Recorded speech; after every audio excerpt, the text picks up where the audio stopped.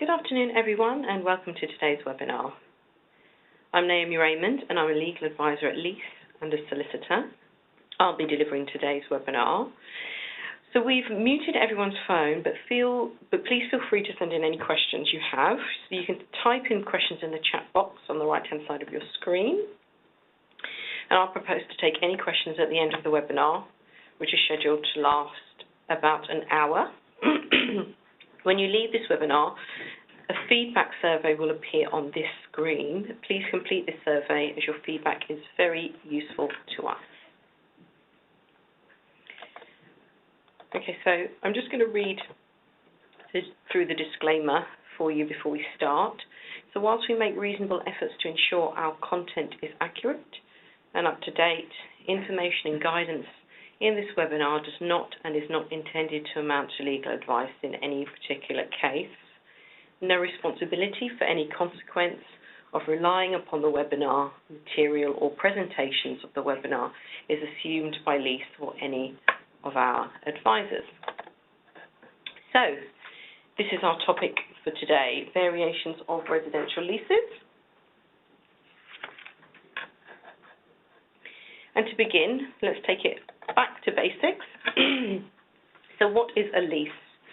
So as we all know, lease is a contract, a deed under seal, an interest in land. So the essential nature of a lease is that it's fixed and binding. And we're going to explore how you get around that if needs be.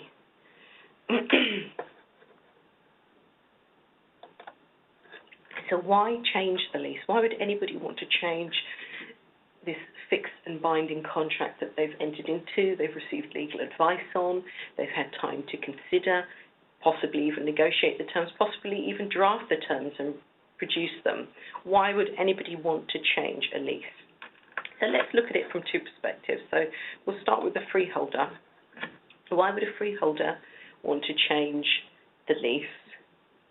So essentially, the first point there is to facilitate management. And on the whole, that's really what we're talking about. A lease where the terms or some of the terms are no longer fit for purpose and doesn't allow the landlord to fulfill their obligation to facilitate management, to maintain, to carry out repair, or their need to carry out repair and maintenance and manage the property or estate. There may be a lack of advanced service charges or sinking fund. So whilst that may seem an advantage for individual leaseholders, in the long term, that could be a huge detriment to both the landlord and the leaseholder. If a building needs repair, which all buildings do, as diminishing assets, and a landlord can't recover advanced service charges to carry out repair, particularly major works, then that's going to prevent the landlord from doing so on a continuous basis. Similarly, sinking funds. Sinking funds are very useful to allow a landlord to carry out major works, plan for the future, and also to allow leaseholders to budget as well. An inability to recover improvement costs, again, any kind of large major works as well. An inability under the lease to recover professional fees, including legal costs. Also important if a leaseholder is in breach, a leaseholder is refusing to pay service charges, the landlord has a duty to take action to recover those costs. But if they can't recover professional fees and legal costs because the lease doesn't allow them to, the landlord's going to be reluctant to take those steps to recovery. And again, long term, that's no use for the estate as a whole.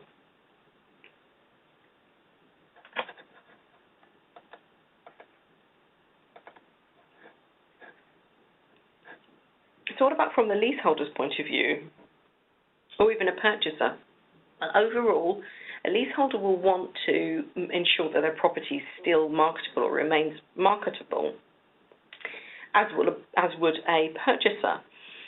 So a poorly drawn up lease which doesn't define the property, the building, common parts properly.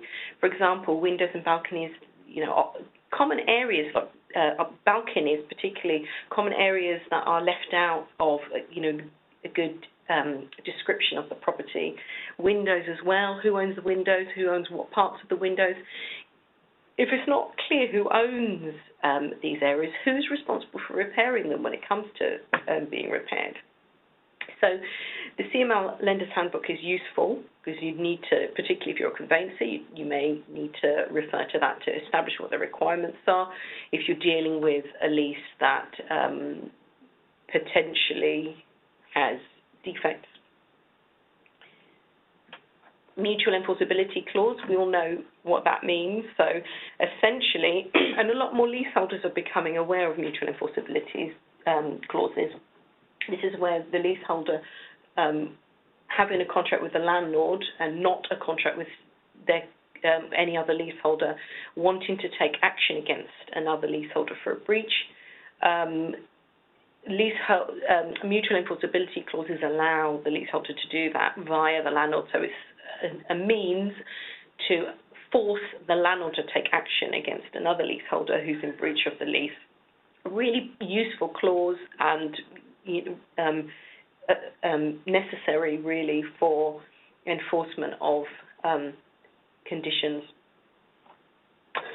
and covenants. Tackling the problem without varying the lease. So just looking at this from a non-litigious point of view, what can be done to deal with the issues arising without actually changing the lease and going through that long process, possibly litigation, and possibly spending a lot of money on legal fees to change a lease? Well, there are a few options out there. Indemnity insurance for one. Conveyancers and buyers will be familiar with indemnity insurance in some circumstances. Indemnity insurance obviously is a quick solution, which is why it's useful to buyers. Although it's not necessarily a solution as such. Indemnity insurance insures the purchaser or the leaseholder where there is a defect, but it insures them for loss, financial loss, if something arises as a result of the defect. Of course, it doesn't rectify the defect itself. So it is just a means of tackling the problem as opposed to varying the lease itself. Referring to the CML Lender's Handbook again, if the terms of the lease are unsatisfactory, you must obtain a suitable deed of variation to remedy the defect. We may accept indemnity insurance. So indemnity insurance is not always going to be an option where there's a defect. Lots of lenders will want the lease to actually be varied, which of course will take time, which of course buyers and sellers don't have. Time is always of the essence during a conveyance.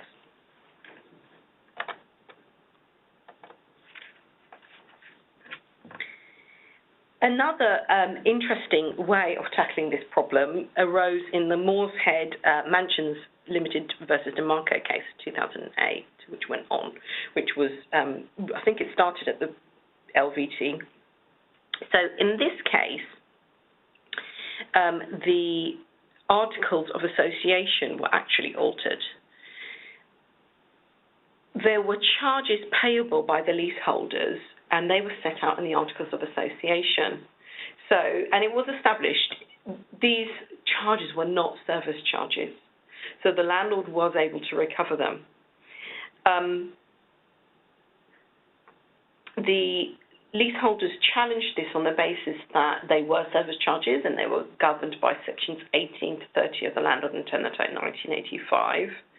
However, it was ruled that they weren't actually service charges. The landlord could recover them. Sections 18 to 30 didn't apply in this case. In this case, or in any case where there are articles of association governing or setting out the constitution of a company, a leasehold company, is it possible, it's worth asking the question, is it possible to tackle the problem by altering the Articles of Association without varying the lease itself? Altering the Articles of Association is obviously an easier way to achieve this. So, for example, if there are costs recoverable under the Articles of Association, can we amend those? Can we vary those under the Articles of Association as opposed to tackling the lease itself? Also, does the lease give power to add or amend regulations? So you will find, particularly in modern day leases, that there are regulations on the use of common areas in the building, particularly where we're talking about an estate property. Lots of common areas, parking areas, gardens, etc. So regulations are generally to help the management of the use of garden areas, parking facilities, and really to allow all leaseholders to enjoy them equally. Does the lease give the power to change the regulations? Normally, yes. The answer is yes to that. Normally, you'll find where there are regulations, the landlord has the power to vary the regulation as and when, in the interests of good estate management, to allow new problems to be dealt with. An example of that may be parking permits or a restriction on ball games in the communal gardens. Alternative disputes resolution, of course. Mediation, for example. Can the problem be dealt with through other means, non-litigious means, or avoiding actually varying the lease itself? Is the problem something that can be discussed and talked through via mediation? Another important point that's worth mentioning is that of the appointment of a manager. So leaseholders do have the right to apply to a first-tier tribunal to ask the tribunal to appoint an independent manager to take over the management of the building. So this is a remedy which is normally available where the management is insufficient effectively, or there are breaches of management practices. And in making that appointment, the tribunal has the power also to vary the lease to facilitate that management. So if the lease itself is insufficient, the tribunal, in making a management order of this type, can vary the lease, have the power to vary the lease. That's another means for doing so without the parties doing it themselves. So ways forward. Rectification, the 1993 Consumer Contracts Regulations, by deed, and then by statute. So we'll go through all of those during this webinar. So looking at rectification. Essentially, with rectification, the parties have a particular common interest in respect of a particular matter in the lease. Normally, mistakes or errors in executing the documents, and essentially, if the parties go to litigation, what they'd be seeking is a grant of decree of rectification. But it's always worth asking, is litigation necessary in this instance? Is it commercially worthwhile? Can we amend it ourselves by way of deed?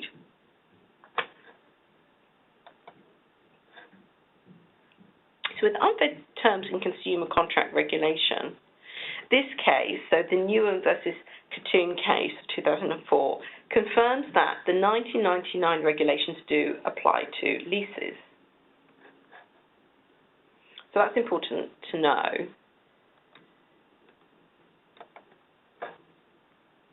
And when establishing whether or not the term is unfair, Regulation 5.1 provides that, contrary to the requirements of good faith, so the term itself causes a significant imbalance in the parties' rights and obligations arising under the contract to the detriment of the consumer, or in this instance, the leaseholder.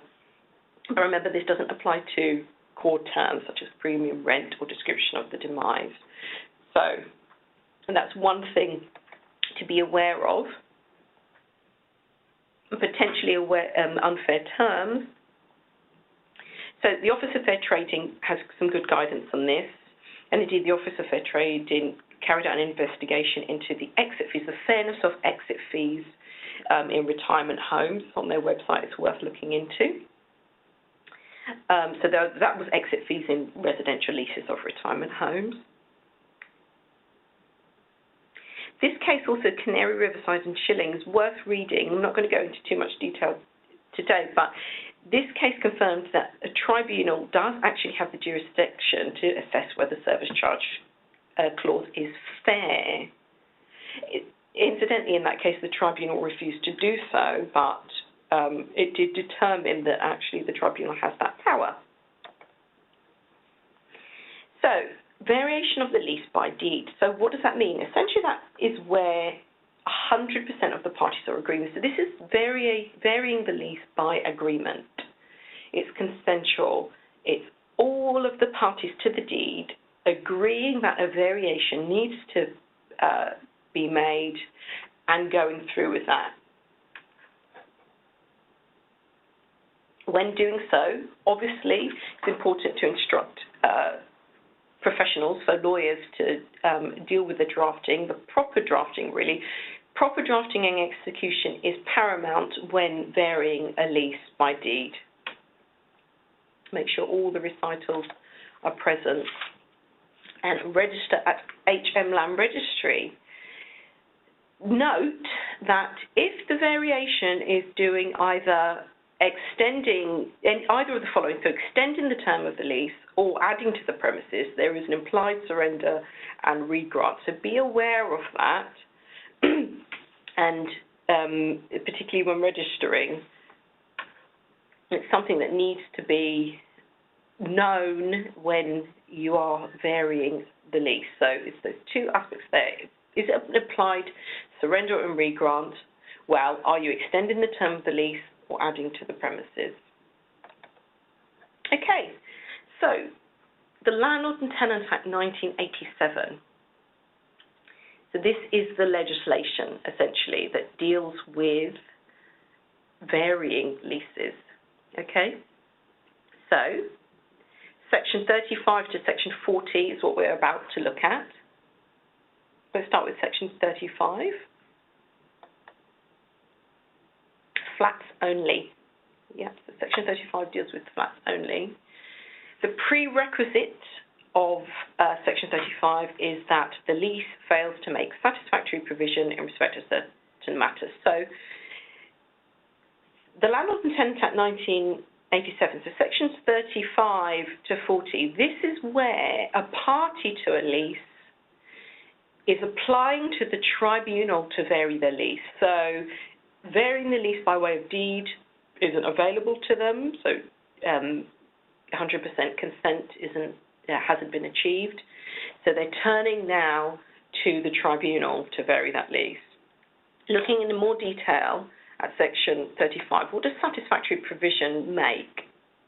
So this is always going to be a question of fact for the tribunal to judge in all appropriate circumstances. A lease doesn't fail to make satisfactory provision simply because it could have been better or more explicitly drafted. So you need to recognise that there's a need to imply a term, not necessarily an indication that the lease fails to make satisfactory provision for the problem in question. So this case, Gianfresco versus Horten, concerned a repair obligation under the lease. One of the parties who owned a top floor flat had a duty to repair the exterior, maintain and repair the exterior of their flat. However, this was made practically impossible by the ground floor flat owner who had a conservatory. The ground floor flat owner wouldn't remove the roof panels of the conservatory, preventing the top floor owner from carrying out the repair. Top floor owner made an application to the LVT at the time to vary the lease, essentially to force the landlord to take on that obligation to maintain and repair. Tribunals acknowledge that it has the power to vary, however, it will not do so merely because the lease is not in the modern form. So just because we acknowledge that the lease terms weren't particularly effective, particularly efficient, but they didn't amount to that criteria, that satisfactory provision, unsatisfactory provision, it didn't mean that the lease didn't meet that requirement. In other words, the lease just wasn't effective. So it's not actually clear whether the meaning of fails to make satisfactory provision is objective or subjective, as established by Staple versus Belshaw Properties Investment Limited. Worth a look at if you've got the time. So looking in a little bit more detail at section 35, subsection 2, the list of matters. These are all the grounds that one would satisfy, so you'd satisfy one of these, possibly more, but at least one, if you wanted to make a successful section 35 application to vary the lease. As you can see, as a whole, it's all about the proper management of the estate and building, really to the benefit of both parties, to the benefit of the leaseholder and the landlord. Looking in a little bit more detail at the repair or maintenance. So, the failure to make satisfactory provision in relation to the repair or maintenance. Again, we're going back to that phrase, failure to make satisfactory provision. That would constitute a defect where a failure is established by the tribunal. Again, so the flat in question, the building containing the flat, any land or building which is let to the tenant under the lease, rights of ways, paths, gardens, common paths, essentially any land affected by the lease. Moving on to insurance, section 35, subsection 2b deals with insurance. Failure to make satisfactory provision for the insurance of the building containing the flat or any land of the building which is let to the tenant or in respect of which rights are conferred on him and under him. It's quite self-explanatory, but looking in a little bit more detail, it's important to note the following restrictions.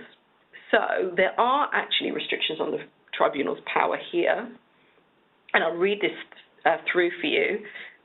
And that's at section 38, subsection 7, which deals with the orders that the variation orders that the tribunal makes, states that a tribunal shall not, on an application relating to the provision to be made by a lease, vary the lease which terminates any existing right of the landlord under its terms to nominate an insurer for insurance purposes, or which requires the landlord to nominate a number of insurers from which the tenant would be entitled to select an insurer for those purposes, or which, in a case where the lease requires the tenant to effect insurance with a specified insurer, requires the tenant to effect insurance otherwise than with another specified insurer. Obviously very wordy, but essentially what those restrictions are trying to do is to avoid taking the power away from the landlord where there is already useful power in terms of insurance in place. This isn't what section 35 subsection 2 is designed for. It's in order to rectify a lease, vary a lease where there just aren't satisfactory insurance provisions. It's not about taking the power away from the landlord. Again, installations where there is failure to make satisfactory provision in relation to repair or maintenance of any installations. Makes sense as a follow-on from other parts of the property. But in particular, it would normally, and in practice, it would normally cover installations such as supplying water, gas, and electricity.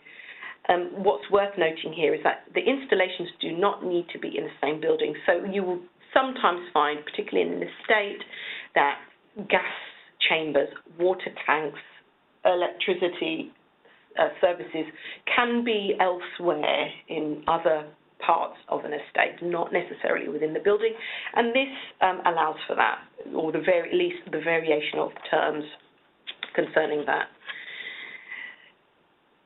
Again, just a little bit more, or expanding on services, the provision or maintenance of any services which are reasonably necessary to ensure that occupiers of the flat enjoy a reasonable standard of accommodation.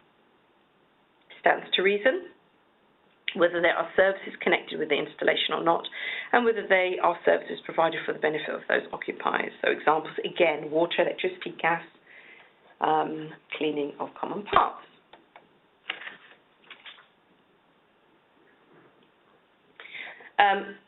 Reasonable standard of accommodation, what does that mean? Well, it includes factors relating to safety and the security of the parties, occupiers, the leaseholder and the flat. Health and safety may include carrying out fire risk assessments, asbestos checks, electrical inspections. Does the lease allow the management, the landlord, to do these things, to undertake these health and safety inspections? If not, then perhaps it doesn't make satisfactory provision in accordance with section 35(3). Expenditure. So we'll spend a little bit more time on expenditure. This is something that comes up quite common for us here at lease when we're advising on lease variations. So this is where the lease fails to make satisfactory provision in relation to the recovery by one party to the lease from another of expenditure. Now, we're talking about expenditure in terms of maintenance, repairs, which is obviously the most common expenditure in what we practice in residential leasehold law. And just moving slightly ahead on this, also the interest and charges in respect of those.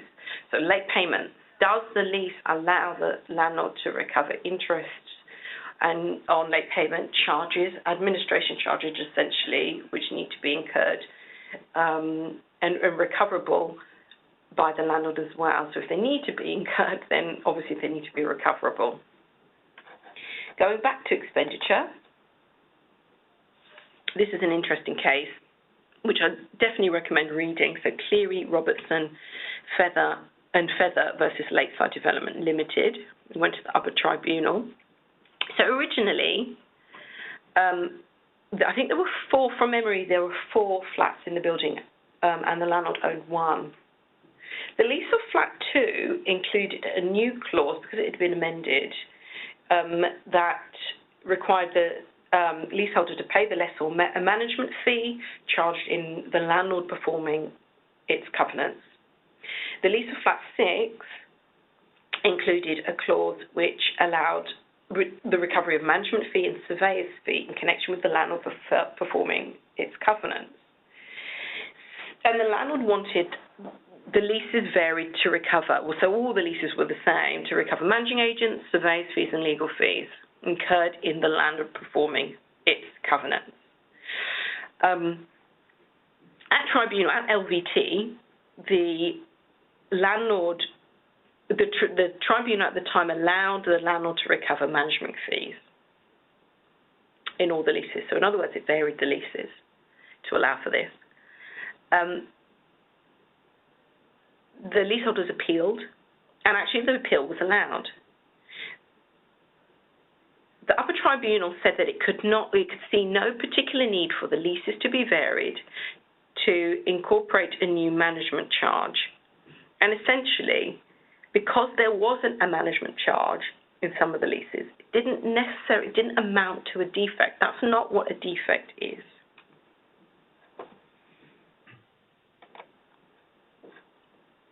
Computation of service charge. So here at least we often get inquiries where somebody wants a lease to be varied because they're not happy with the proportion of service charge they're paying. For example, they may say, my flat's smaller than everybody else's, but actually I'm paying in equal proportion to everybody else. Can I change the lease? Well, possibly, but only in the event that the when taken together, all of the lease proportions add up to a figure that's not 100%. In other words, if the recovery is more or less than 100% of the expenditure, then yes, there's a defect, and yes, you can apply for the lease to be varied. So Section 35, subsection 2F deals with the computation of service charge. This is where there is a failure in the lease to make satisfactory provision relating to the computation of service charge payable.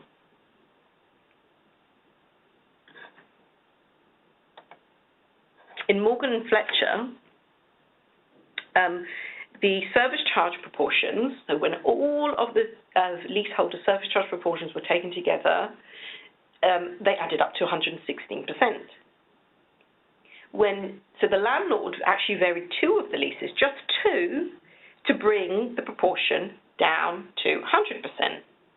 Some of the leaseholders were obviously not happy about that. They wanted their leases to be varied, so their proportions were brought down. So they applied to the LVT, which it was at the time, and to vary, and argued, well, it's unfair, we should have our leases varied as well. In fact, the LVT adjusted. They varied the leases accordingly in accordance with the leaseholder's application. But then it went to the upper tribunal, with the Lands Tribunal at the time, and actually allowed the landlord to appeal on the basis that an unfair is not enough to warrant a variation in the lease, especially if the service charge already added up to 100%, which, remember, it did because the landlord varied two of the leases. So the leaseholders could no longer rely on Section 35 to vary their leases. Section 35(2)G, this is where there are other matters concerned. This amendment was introduced by the Commonhold and Leasehold Reform Act of 2002. As yet, there are no matters that we can report to you, so moving on. Section 36, counter application. So this is a means for any party to make a counter application where an application under Section 35 has been made.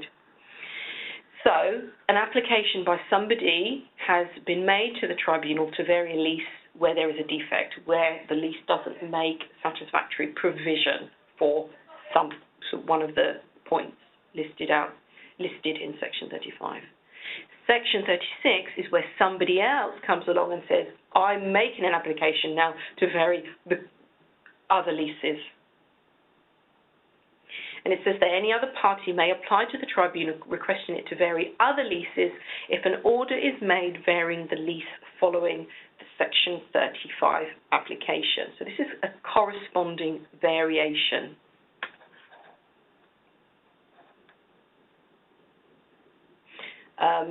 Two more points to note is that it need not be a lease of a flat which is in the same building, which is quite interesting, quite wide power there, nor a lease drafted in identical terms. Again, that's good because often we come across leases in buildings where the terms aren't identical. But the leaseholders must share the same landlord.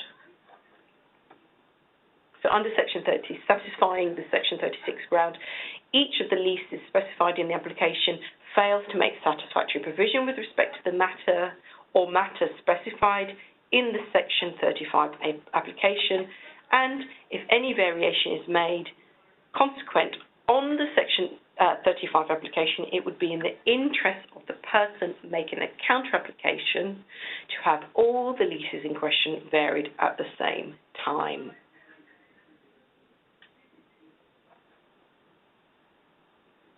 So it'll always ultimately be in the tribunal's discretion as whether or not the variation should take place.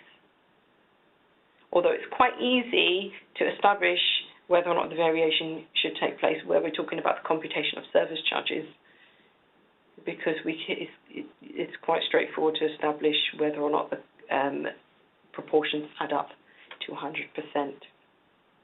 So not so much with the other subsections. So moving on, to section 37. This is a majority, this is where there's a majority application. So, section 35, concerned with any person, a person applying to the tribunal where there's a defect. But if there is any other reason where the lease should be varied, so other than a defect, a section 37 application can be made. But this is a majority application. This is where the application is made in respect of 2 or more leases of flats. Yeah? So there doesn't have to be a defect here, but there has to be a majority application. The object to be achieved by the variation cannot be satisfactorily achieved unless all the leases are varied to the same effect. And my point, no need for a failure to make satisfactory provision. So there doesn't have to be an actual defect identified here. This is for all other reasons. So how do you make a majority application? Well, you need to satisfy the majority requirement. Where the application is in respect of less than 9 leases, all but one of the parties concerned to consent to it. But if the application is in respect of more than 8 leases, it's not opposed for any reason by more than 10% of the total number of the parties concerned and at least 75% consent to it. So where the application is more than 8, no more than 10% of the parties concerned can oppose it, and at least 75% have to consent. Who are the parties concerned? Well, tenant under the lease, a landlord under the lease, and interestingly, the right to manage company. Of course, a right to manage company will be a party concerned because they're requiring all of the management functions under the lease once the acquisition date has arrived. So that makes sense as well. So going back to this majority application principle, this needs to be satisfied before the application takes place. So what's the process? The advice really is, when you're making a majority application under Section 37, you need to decide or establish the percentage supporting or opposing the application first. So this has to be done at the date of the application submitted to the tribunal, not the date of the hearing. So this is really this is homework that needs to be done beforehand and preparation which needs to be done beforehand. Whether a person is deemed to be opposing is a matter decided objectively by the tribunal, and it's for the applicant to satisfy the tribunal that the percentage requirements have been met.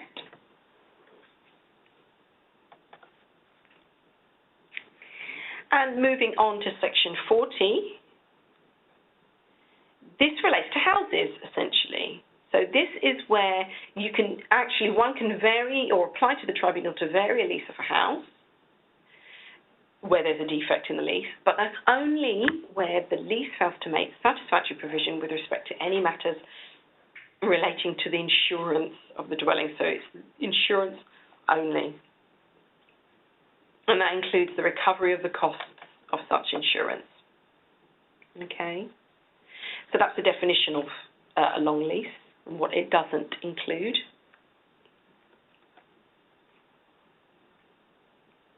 So if the demised premises, for example, consists of 3 or more dwellings, that won't be considered a long lease for the purposes of Section 40, subsection 4, to vary the lease for insurance purposes.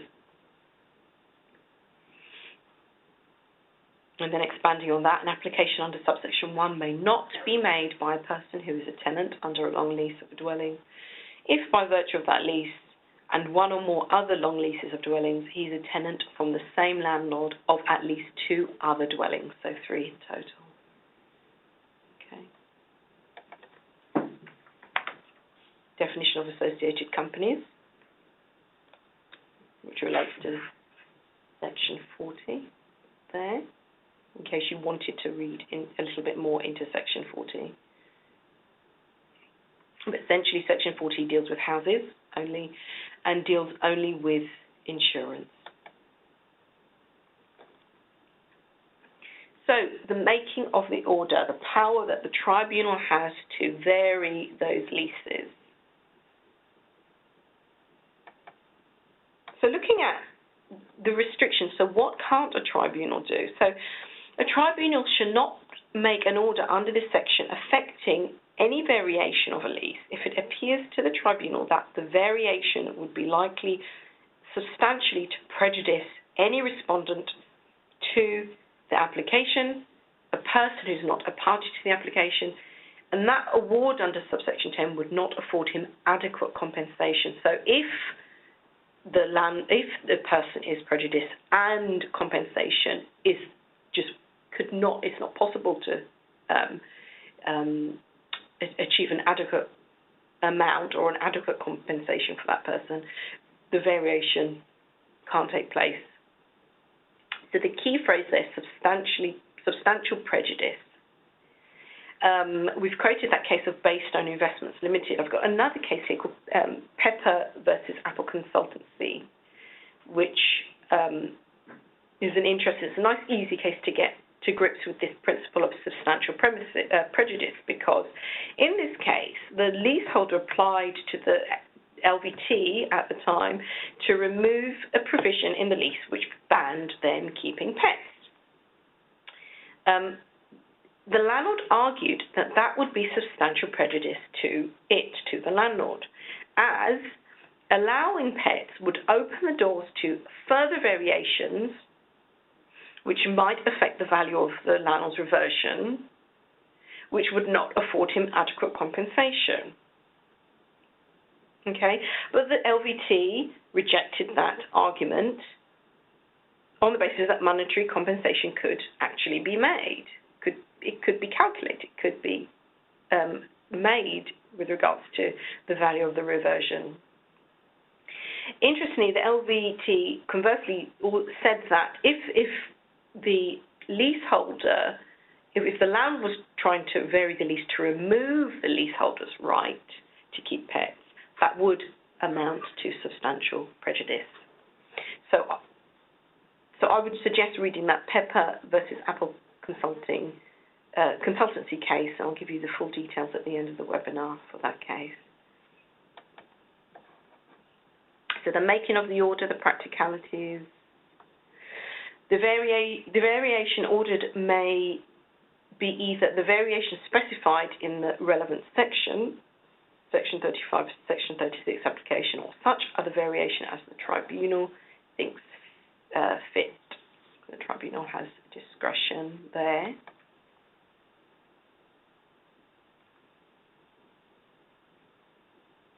The tribunal may do one of the following: make an order varying the lease itself,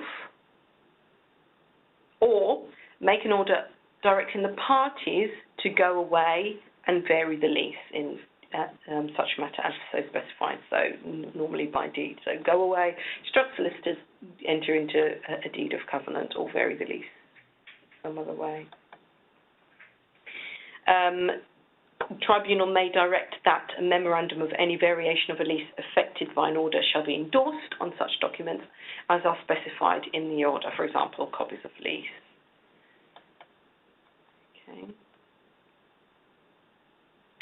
The Brickfield Properties Limited is versus Botton case, Upper Tribunal, 2013. It's worth looking at because that case established that the variation or a variation of lease can be backdated. So in this case, the variation of the lease was backdated to the date when the defect in the lease arose. So compensation, let's look at compensation in a little bit more detail. Section 38, subsection 10 covers compensation and says that where the court makes an order under this section varying lease, the court may, if it thinks fit, make an order providing for any party to the lease to pay to any other party of the lease or to any other party compensation in respect of any loss or disadvantage that the court considers he is likely to suffer as a result of the variation. So what's the problem with compensation? Well, it's rarely awarded. Yeah. The 1987 Act gives no guidance on how compensation should be calculated. And the appropriate tribunal has, capital A, capital T, the appropriate tribunal has a wide discretion as to whether compensation should be paid, by whom, and to whom. And the Service Charges and Management book, the 3rd edition by Tamfield Chambers, says, and I quote, if compensation is being paid to a tenant, it is suggested that one way of assessing compensation would be to calculate the difference between the capital value of the unexpired term of the lease prior to variation and the value of the tenant's unexpired term after the variation.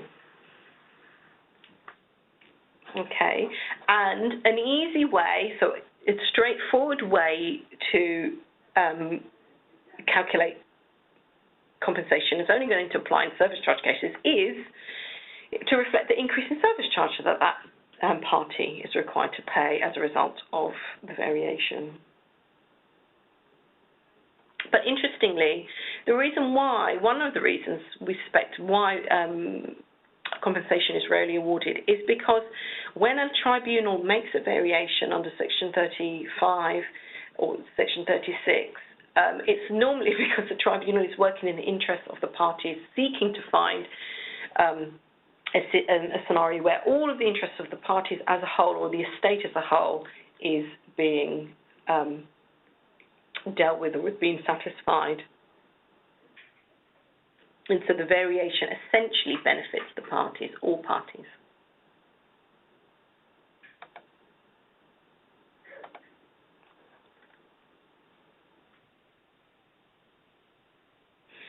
So looking at Section 39, orders, we're still talking about orders here. The effect of an order not only binds the parties to the lease for the time being, but can bind third parties. So that's important to know, particularly if you're a conveyancer. This includes any predecessors in title, binds sureties, guarantors, for example. And what protection do these people have?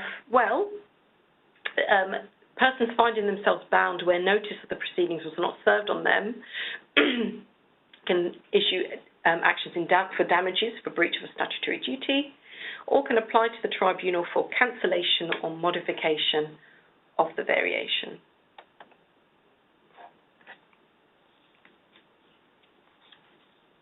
These are the procedural rules worth looking at if you ever need to find the tribunals, or more detail on the tribunal's process and powers. So just looking at the practicalities. So the tribunal procedure, it's leasehold application form number 4. So I just have this in front of me at the moment. You can, as you know, you can download these from our website, all of the forms, or get them directly from the tribunal itself. Just make sure that if you're completing one of these forms, details of the applicants and respondents are all included. Lease variation details, grounds for the claim, obviously the date, term of the lease, relevant terms of the the lease. Whether Section 20C, the limitation of costs needs to be considered, so an application to the tribunal to prevent the landlord from recovering its costs, the legal costs in this application through the service charge.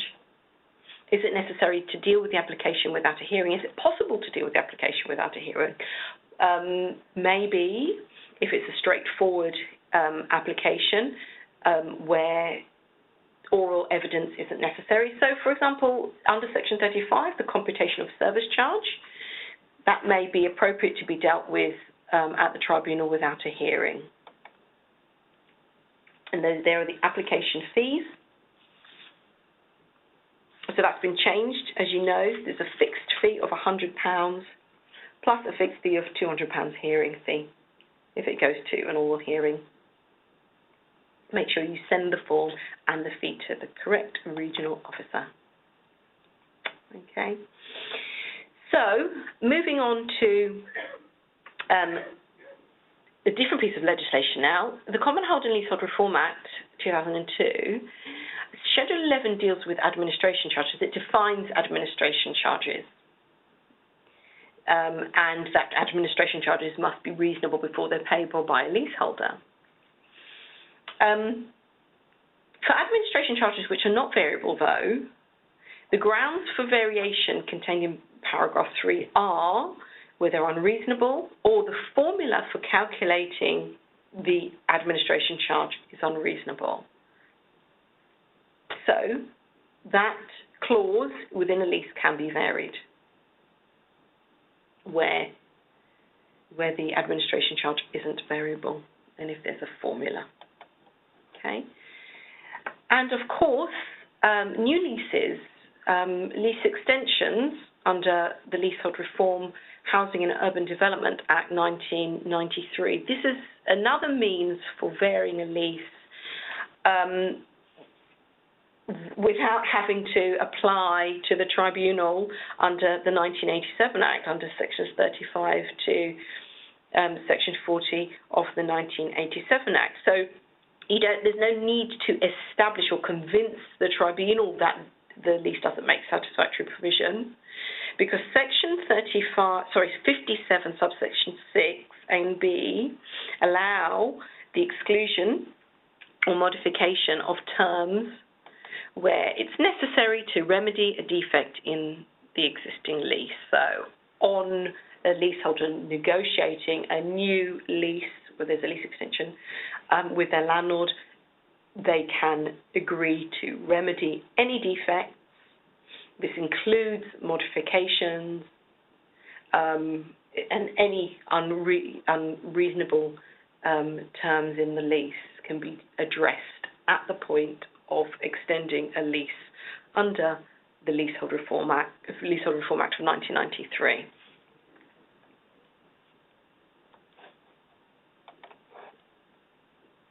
So, coming to the end of our webinar today, let's take a look at right to buy leases, because it's definitely worth having a look at them.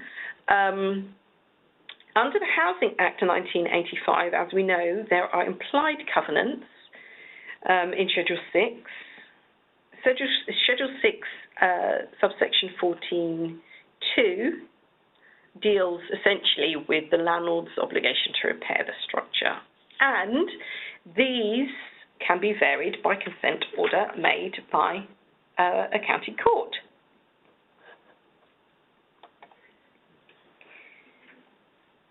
So, what are the implied covenants? Well, to keep in repair the structure and exterior of the dwelling house and of the building in which it's situated, including drains, gutters, external pipes, and to make good any defect affecting that structure.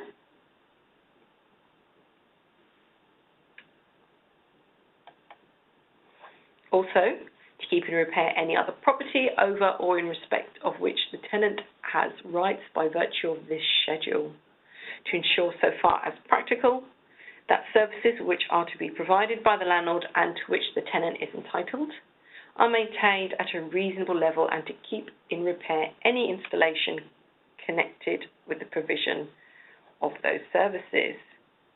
So in varying those implied terms, the county court may, by order made with the consent of the parties, authorise the inclusion in the lease of provisions excluding or modifying the obligations of the landlord under the covenants implied by this paragraph.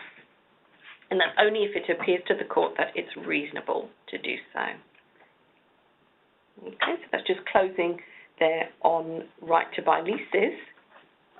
So we've come to the end of our webinar. I hope that's been a thorough study for you on lease variations. We've gone through all the different ways to vary a lease, from varying by consent, by a deed, through the 1987 Act, and all the way through to lease variation orders at the tribunal, and then right to buy leases. Okay, so the next webinar is next week, actually, on the 1st of December 2016. This is going to be on Leasehold Inquiry Information Forms, a guide for property professionals. At the end of that webinar, you should be able to explain the key information a buyer of a lease should know, describe at a high level the key documents the buyer should receive, and explain the main risks to the buyer's enjoyment of their property, and then identify the main financial obligations the buyer is taking on. So that webinar next week will be delivered by my colleague Donna Awano, who I'm inviting in now to deal with any of the questions that you have or help me attend to any of those. Hello. Hi, everyone. Donna. Hi. So we'll wait for you to submit some questions.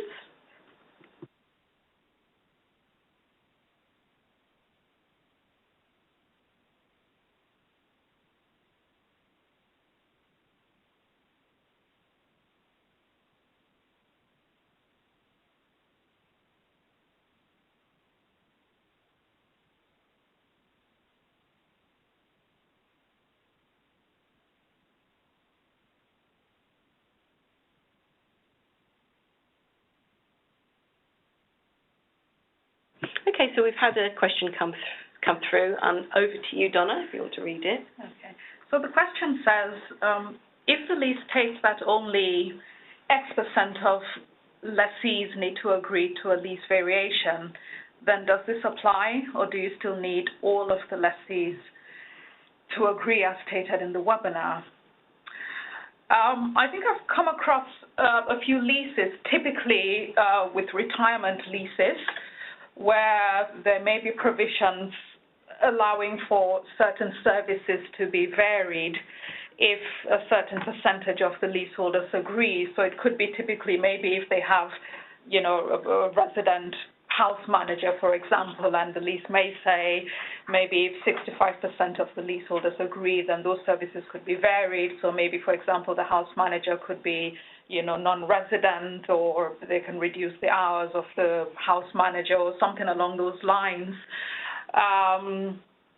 So the lease is a contract, and if it says or allows a certain percentage to agree to vary the services, then that's legally binding.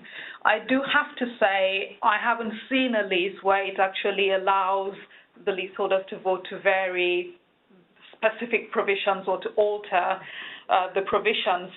But having said that, if, you know, that's what the lease says, and presumably if there's something attached to the lease in terms of the variation or the deed of variation which would apply, then contractually under the provisions of the lease, I'd expect that to be legally binding.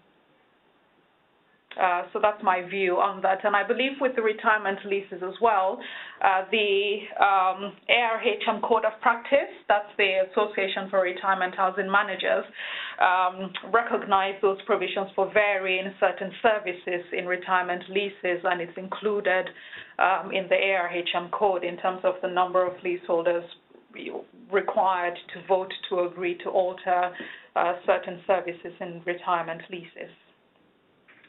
So over to you, Naomi. Thanks, Donna. So just waiting for some more questions to come through.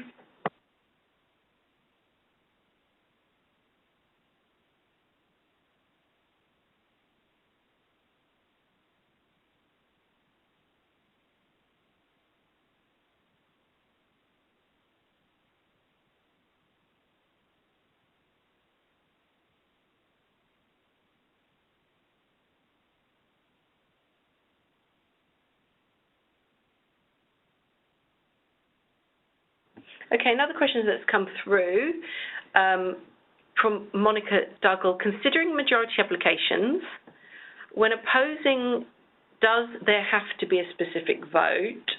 So I think what you mean, but like as in an express vote? No, well, yes, there does, but let's go on. So, i.e. silence or no vote is not inferred as an opposing vote. Yes, that's correct. So, and that's why it's 75% and 10% as opposed to 100% or a higher proportion to allow for leaseholders or parties that don't vote at all. So it doesn't have to specifically be a vote, but it has to be established that at least 75% is in favour and no more than 10% is not opposing. So you're correct there. Silence or no vote is not inferred as an opposing vote.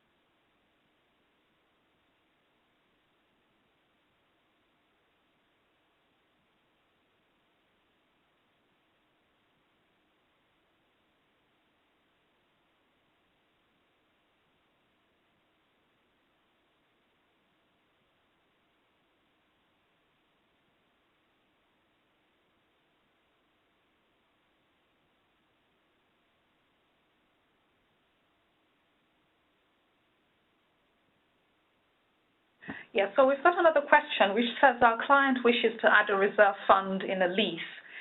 We've been advised that a lease we're using does not allow for the legal costs of varying a lease. Is there anything we can do? Well, again, if you're varying the lease by mutual agreement, then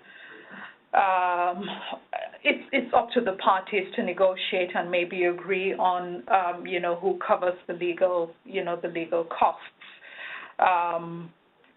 Again, whether or not the leaseholders would voluntarily agree to cover, the landlord's costs in varying the leases by agreement is, entirely up to them.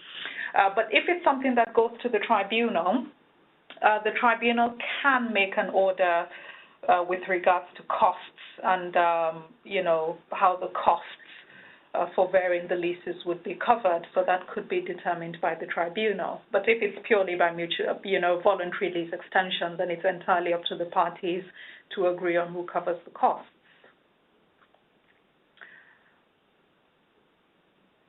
We've got another question on window replacement. And it says it's about window replacement of all windows in the apartment building. Under current leases, windows are the responsibility of leaseholder. The freeholder wants to make them communal. What's the process for those leaseholders opposed to it?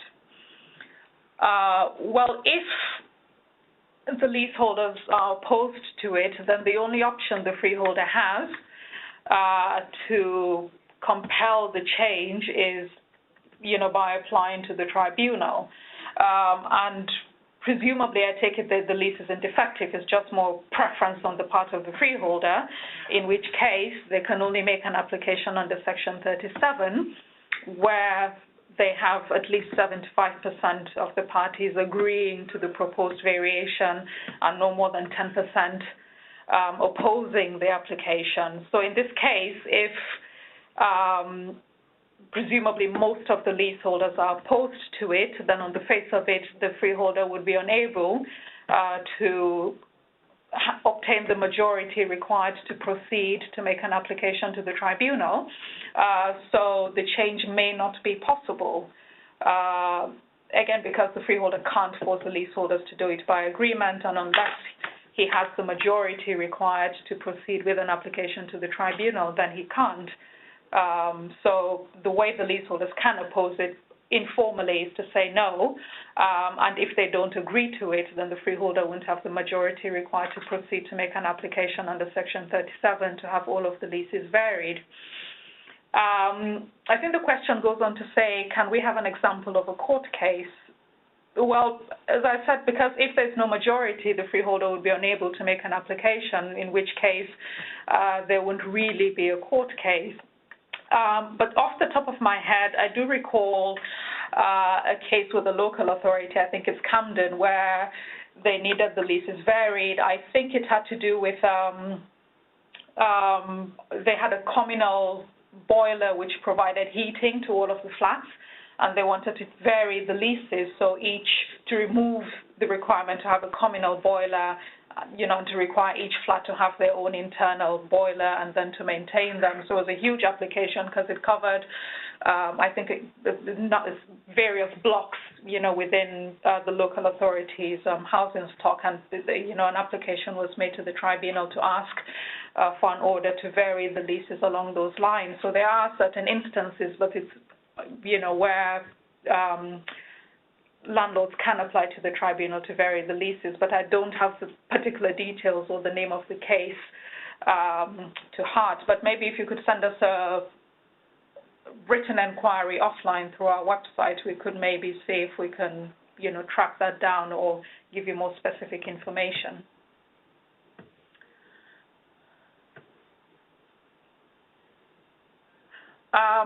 So it says, if the windows become communal, then who is responsible for internal repairs? Well, I'd assume that should be something that would be covered in the variation. So if the freeholders looking to vary the leases to make them communal, part of the deed of variation or the covenants in the deed of variation ought to be a clause that covers presumably the definition of the demised premises as well, and specific provision with regards to internal repairs. So I'd expect that to be covered under the proposed deed of variation or the draft submitted to the tribunal to make it effective. Yes, so just expanding on that point, if let's assume that all of the parties agreed to that variation, then it would be open for the parties to negotiate the proper clauses, suitable clauses to cover all eventualities, so including who is responsible for the communal, through the internal repairs. But if it does successfully go through the tribunal under the Section 37 application, then if you remember during the webinar, we covered that either the tribunal can make an order to vary the lease, so we'll account for the necessary new lease terms, or will order the parties to go away and vary the lease in accordance with the tribunal's determination. So the tribunal will essentially cover those new clauses in terms of responsibility for repair.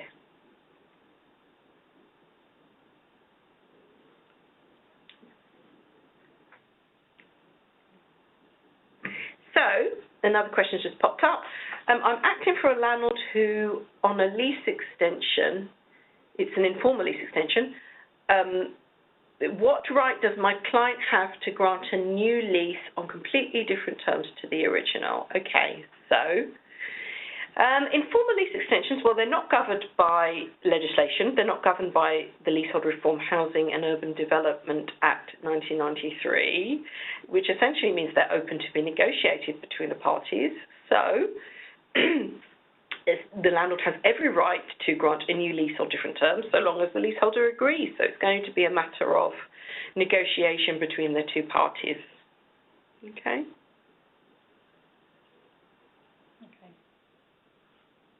Oh, and there's a thank you there, so thank you for the thank you from the questions. Yeah, you can, again, we still have a, few more minutes before the webinar ends, so if there's still more questions, we're happy to respond to more questions. One more question says, I've heard that on an application for the appointment of a manager, the tribunal has the power to vary the lease. Is this correct?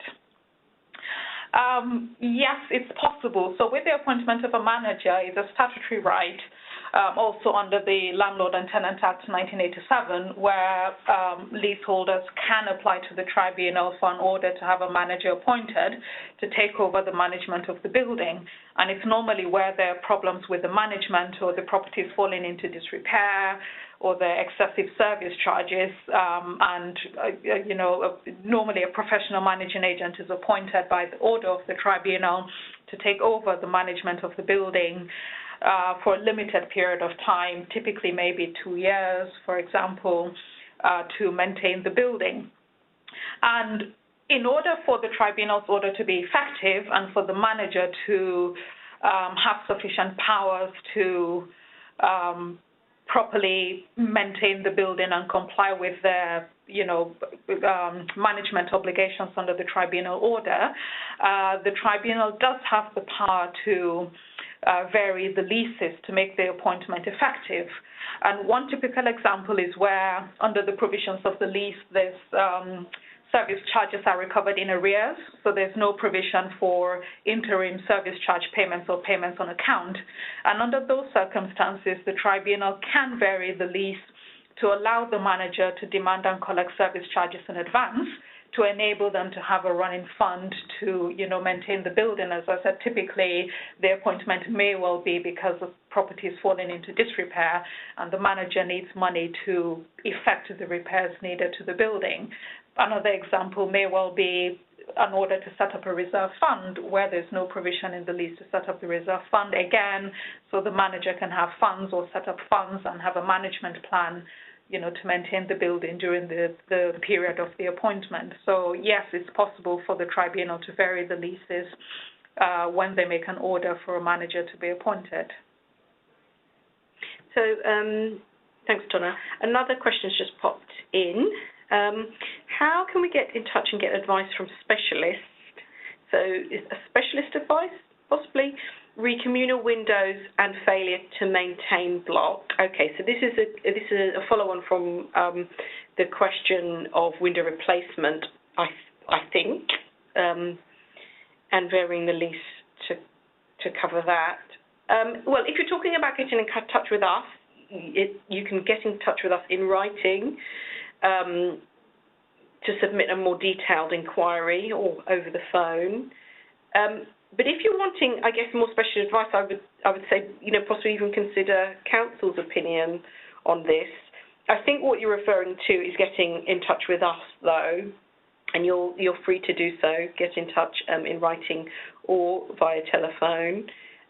You could ask for myself directly, Naomi Raymond, or Donna Awano, if it's because you want to follow on from this webinar.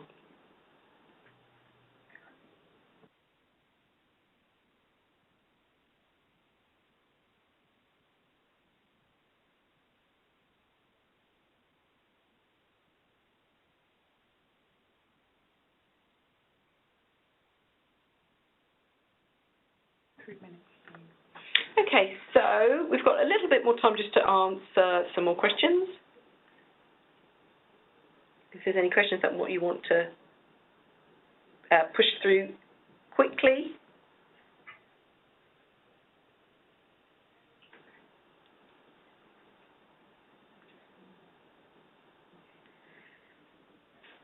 Okay, so we've got one more, hopefully before we round up, and it says, my client is a landlord and has built a 5th flat above a block of 4.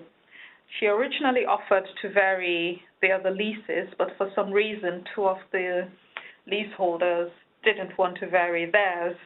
This means that 3 of the leases contribute 20% of the service charge and 2 contribute 25% of the service charge. Can my client force them to vary their lease? I think there's an interesting one which comes up regularly where, the landlords, develop or add more flats to the building, and then that affects the, service charge apportionments in the lease. So presumably in this case, the landlord intends to require all the 5 flats to pay an equal proportion, which would work out as, a 20% service charge contribution. So for the 2 flats who don't want to vary their leases, the only way the landlord can force them to vary their leases is by making an application to the tribunal, and an application under Section 35 can be made for each of the 2 leases to vary the provisions of the lease, because the leases have now become defective because the service charges no longer add up to 100%. So the landlord can proceed under Section 35 to apply to vary the 2 remaining leases. Okay. Thanks, Donna. Okay. So we've got no more questions through, and that's the end of today's webinar. Thank you all for attending, and goodbye.